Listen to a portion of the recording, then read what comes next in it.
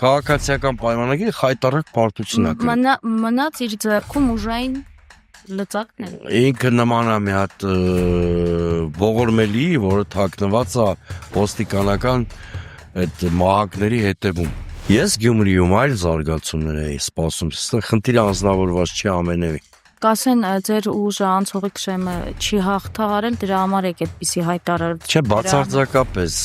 նախ մեր ուժի արձանագրած արդյունքը ես պարտություն չեմ համարում, կամ լավ ձախողում չեմ համարում։ 4 ընդդիմադիր կուսակցությունով պետք է նստեին կոնսուլտացիաներ անցկացնեին։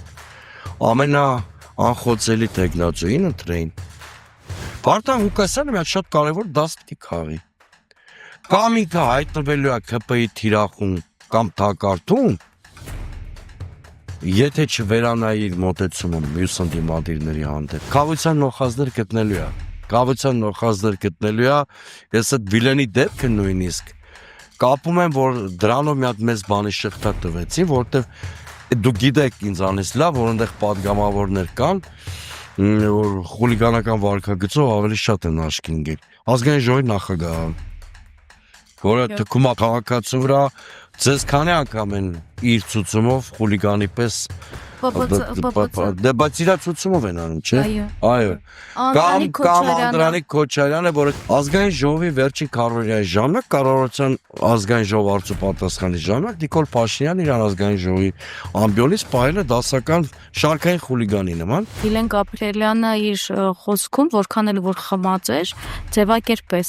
ասաց, պասը տվեցի, պասը վերցրեցիր, իսկ իր պասը դա 2026 թվականին այլևս իշխանություն չլիներ։ Դե մարդը երբեմն խմած վիճակում անկեղծ ալնում։ Համարենք, որ Վիլեն Գաբրիելյանը անկեղծած է դա։ Իրանք ուսապարկ են։ Երբ որ մեկ-մեկ որոշում են անուն ազգանուն ունենալ, պատժվում է։ Օրինակ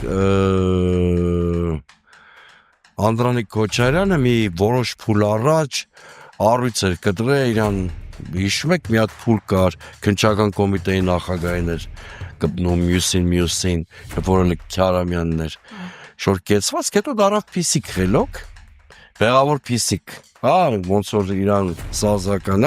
որովհետև իրան հասկացրեցին, որ դու անուն ազգանուն չունես, ուսապարկ ես, եթե Նիկոլ Փաշինյանը ջոբլի մի օր երկրից փախչող օդանավի մեջ անգամ Չալոյի համար տեղ գտնվելու է, բայց իրանցից որևէ մեկի համար ոչ։ Իսկ այդ հոգեվիճակ իրաց դրդում է նման անհավասարակշիռ քայլերի։ Այսինքն Նիկոլ Փաշինյանին անվտանգության միջանցք տրվելու է։ Եթե ինքը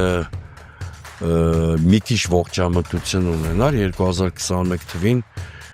անցնցում եւ անայրուն հեռանալու հնարավորություն